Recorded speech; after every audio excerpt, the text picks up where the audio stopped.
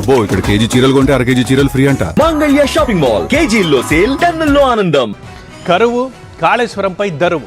తెలంగాణలో రాజకీయం ఇప్పుడు ఇలాగే ఉంది. అటు బీఆర్ఎస్ ఇటు కాంగ్రెస్ నేతల మధ్య మాటల తూటాలు పేలుతున్నాయి. మాజీ మంత్రి హరీష్ రావు చేసిన వ్యాఖ్యలకి ప్రభుత్వ విప్ విజయరమణారావు అదే స్థాయిలో కౌంటర్ ఇచ్చారు. ఆ డైలాగ్ వార్ ఇప్పుడు చూద్దాం. రేవంత్ రెడ్డి, నీకు రైతుల మీద వీసమెత్తు ప్రేమ ఉన్నా, వీసమెత్తు గౌరవం ఉన్నా రాజకీయాలు పక్కన పెట్టు. మోటార్లొత్తు, నీళ్ళెత్తు. ఎందుకంటున్నామంటే రేపు ఎలినీనో వస్తుంది అంటున్నారు.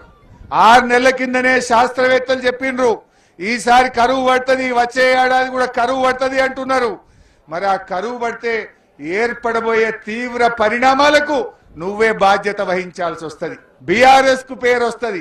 ఇంతకాలం నువ్వు అబద్ధమాన్యమని, నీ దొంగ మాటలని ప్రజలకు అర్థమవుతుందనే నువ్వు మోటార్లు ఎత్తుతలేవు బిడ్డ. ఇప్పుడు అన్ని అర్థమైంది. నువ్వు ఒత్తినా దొంగవే, నువ్వు ఒత్తకపోయినా దొంగవే. నువ్వు ఒత్తితే నీ దొంగతనం అట్లా బయటపడుతుంది. ఒత్తకపోతే చంద్రబాబుకు కిందికి జారిడిచినావు బిడ్డ.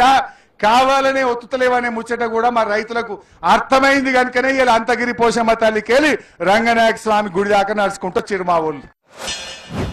బీఆర్ఎస్ పార్టీలో పట్టు పెంచుకోవడం కోసం రోజు రోజుకు దిగజారుడు మాటలు మాట్లాడుకుంటూ రేవంత్ రెడ్డి పైన అనుచిత వ్యాఖ్యలు చేసుకుంటూ ఏదో రకంగా బురదలే అటువంటి ప్రయత్నం చేస్తూ ఉన్నారు. ఈరోజు రేవంత్ రెడ్డి వాళ్ళని కరువు వచ్చిందని చెప్పి ఆయన ఏదైతే మాట్లాడుతూ ఉన్నాడో ఆయన రోజు 100 అబద్ధాలు ఆడుతాడో ఆ 100 అబద్ధాలు బాగానే ఇవాళ మళ్ళీ అబద్ధాలు ఆడుతూ ఉన్నాడు. ఇవాళ రేవంత్ రెడ్డి గారి నాయకత్వంలో మరి కాంగ్రెస్ ప్రభుత్వం రైతులకు అన్ని విధాలుగా ఆదుకుంటా ఉంది. మరి ఇటువంటి తరుణంలో ఇవాళ కేటీఆర్ని మించిపోవాలని చెప్పి మరి బామ్మార్తో పోటీ పడుకుంటూ ఇవాళ రేవంత్ రెడ్డి గారిని ఏదైతే దోషి నిలబెట్టాలని చెప్పి నువ్వు చూస్తా ఉన్నావో ఈ రాష్ట్ర రైతాంగాన్ని గమనిస్తా ఉన్నారు. కాళేశ్వరం కట్టింది మీరు, కాళేశ్వరం కూలేశ్వరం అయింది మీ ప్రభుత్వ హయాంలో. ఇలా కేవలం ఒక్కసారి ఒకటే రోజు 1,00,000 క్యూసెక్ల నీళ్ళు వస్తే అవి ఎత్తిపోయచ్చు అని చెప్పి మీరు మాయ మాటలు చెప్తా ఉన్నారు.